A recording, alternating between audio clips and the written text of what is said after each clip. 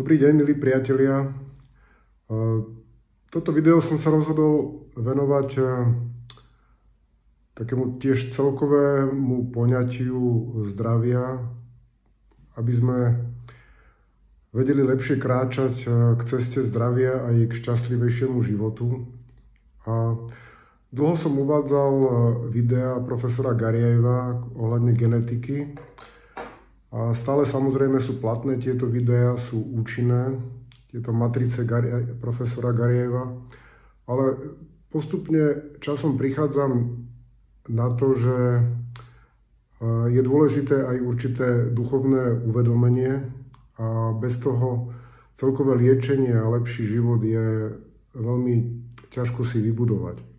Pokiaľ budeme sa naozaj len chytať tohoto materiálneho sveta a byť takými tvrdými materialistami, tak budeme mať naďalej problémy životné a zdravotné.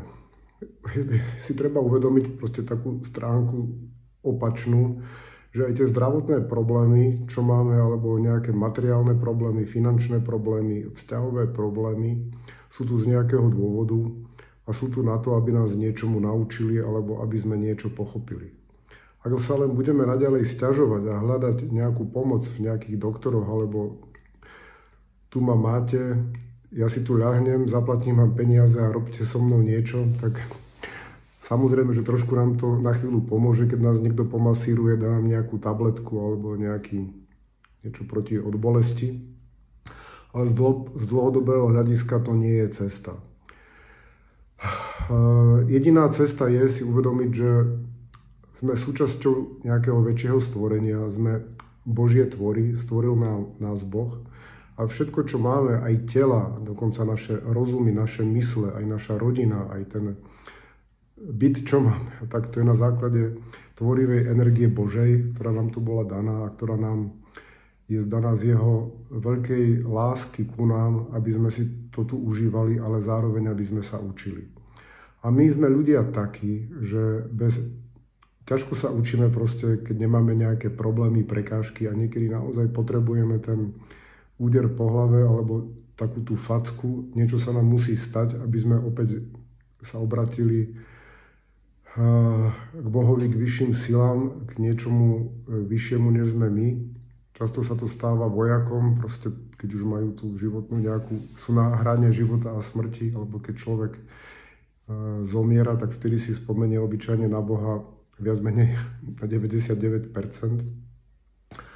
A je lepšie si na neho spomínať už teraz, kým ešte sme na tom celkom dobre a kým naša cesta ešte je celkom v poriadku, kým sa cítime dobre. A preto je dobre prijímať aj tieto choroby a tak sa snažiť skorej pochopiť, že sme si ich zapričinili nejak sami alebo nejak generačne, geneticky sme ich prevzali od tých rodičov a pochopiť, čo by sme mohli robiť lepšie a snažiť sa prijímať život s nejakou väčšou ľahkosťou a tak, že vlastne sme tu iba na nejakom výlete. Áno, ten výlet je niekedy strastiplný, nehovorím, proste aj tá cesta niekedy je po trnitých chodníkoch. Môžeme spadnúť, zošmyknúť sa, zlomiť si nohu, ale vieme stále vstať. Treba si uvedomiť, že stále je tá cesta naspäť a tá cesta je v tom, že si uvedomiť, ešte raz vravím, že my sme tá príčina, my sme si to nejak zapričinili a hľadať vlastne, čo sa stalo.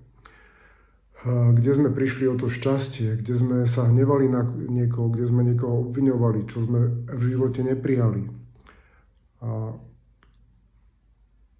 Takže týmto nejakým prijatím, pochopením a prosiť si tie odpovede. Môžeme si ich, ešte raz hovorím, máme aj anjelov sprievodcov. Je tu plno duchovných bytostí, ktoré my nevidíme, náš zrak nevidí všetko, čo je okolo nás. Ale keď si budeme úprimne prosiť, tak vám garantujem 100%, že keď si poprosíte, aby vám prišla tá odpoveď, tak vám určite príde. Čo mám robiť v živote lepšie? Čo by mi tak mohlo pomôcť? Príde vám nejaká kniha, príde vám nejaká rada, Je plno dnes literatúry, aj online vecí, ktoré vám budú nápomocní.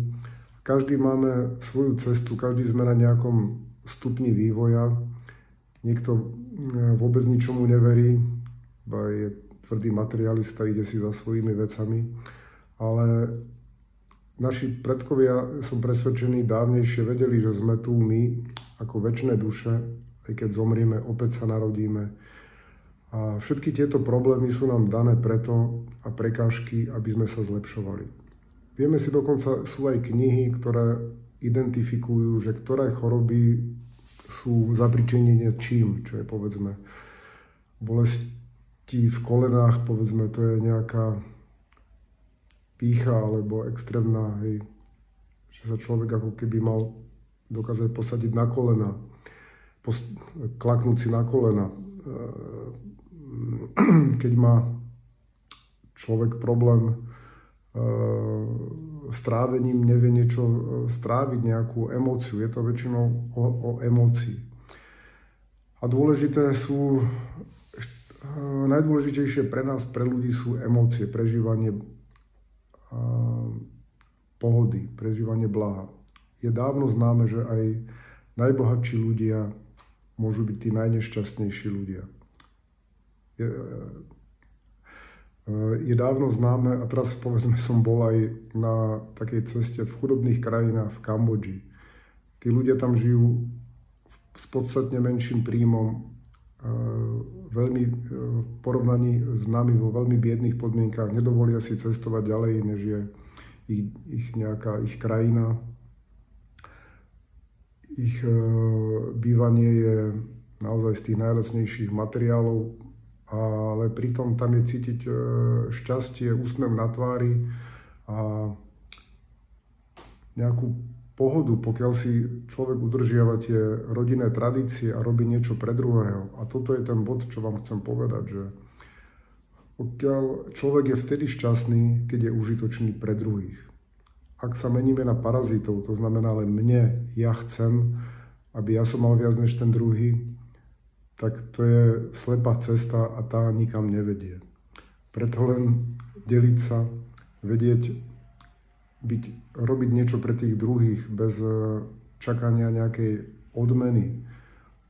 To môžu byť úplne jednoduché veci. Niekomu pomôcť niečo v práci, niekomu nejakú dobrú radu dať, niekoho, odviesť niekam autom nejakú krátku vzdialenosť, alebo niečo, upiecť nejaký koláč a podeliť sa so známymi, s kolegami, priniesť do roboty.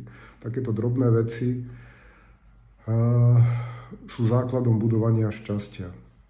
Takisto rodina a venovanie sa rodinným záležitostiam. Ja som si tiež, nebol som v tejto sfére možno, že úplne najideálnejším. Nepodarilo sa mi všetko v živote. Ale sme tu, aby sme sa učili a k tomuto vlastne je aj toto video k tejto téme, že my sme vlastne tvorcovia tohoto šťastia aj vlastného nešťastia. A tých odpovedí, ako sa môžeme odkliať, odmotať z toho nešťastia, ak sa cítime v niečom, ak nám niečo nejde, tak vieme si prosiť, je tu plno duchovných vodcov nad nami, je tu jeden obrovský duchovný svet, kde sú bytosti, ktoré nás počujú, ktoré sú nie trojdimenzionálne ako my, ale 4-5-dimenzionálne, to znamená, že vedia fungovať na viacerých úrovniach, vidia náš život, pozrú sa na nás a hneď vidia, kadiaľ kráčame, čo nás čaká a vedia nás upozorniť, a keď sa trošku stíšime a nahlas, môžeme sa potichu, si prosíme nejaké otázky, konkrétne formulujeme, čo chceme vedieť, tak tá odpoveď nám príde. A preto vám, ľudia moji, prajem toto uvedomenie si, že sme tu na nejakej dovolenke na tejto zemi alebo na nejakom relatívne krátkodobom pobyte. Ja som si tiež myslel, že život je veľmi dlhý, ale dosť rýchlo uteká. A preto si to užívajte tu, vnímajte a všetko, čo vnímate za zlé, a karet je tu je tu všetko zlé, je tu na niečo, aby vás naučilo aj tomu dobrému. Tak len to skúste prijať a premieňať v sebe vo svojom srdiečku na dobro a lásku a púšťajte cez seba, nebojujte so životom, iba snažte sa ho pochopiť a uvidíte, ako Číňania hovoria, nebojujte, keď je niečo tvrdšie, silnejšie, obíte to ako voda, prepustite to cez seba, nechajte plynúť, spýtajte sa toho človeka, keď vám niekto ide na nervy, že čo vlastne chceš, teda po mne, vypočujte tých ľudí, snažte sa pochopiť toho človeka, s ktorým, nechajte ho sa vyrozprávať, nech vám povie. A vy to skúste nejak prijať a ak to naozaj dlhodobo nejde, tak ho vylúčte zo života toho človeka, pretože väčšinou problémov máme my s ľuďmi, nemáme s prírodou. Príroda tu je božská, je mierumilovná, zvieratá takisto sú mierumilovné. Väčšinu problémov, čo máme, sú s ľuďmi, ale tí ľudia väčšinou len zrkadlia nás samých. Prosím vás, toto si uvedomte a dáte sa, tým pádom budete pokračovať vo svojej duchovnej ceste. Ďakujem, že ste ma vypočuli, boskám vás, mám vás rád a nech sa vám darí. Slniečko do vášho života vám prajem.